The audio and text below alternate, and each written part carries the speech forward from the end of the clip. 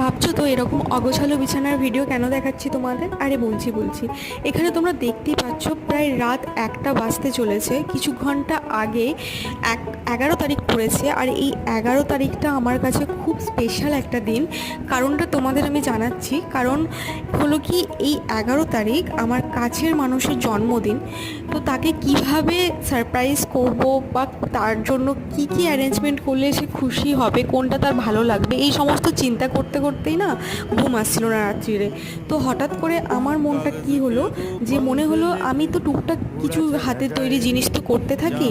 তো সেই রকমই যদি আমি হাতে তৈরি কিছু উইসিং কার্ড তাকে আমি দিই, তো তাহলে সে খুব খুশি হবে, আর নিজেরও খুব ভালো লাগবে যে আমি তার জন্য এতটা পরিশ্রম করে, তার জন্য কিছু চিন্তা করে আমি এই উইসিং কার্ডটা বানিয়েছি।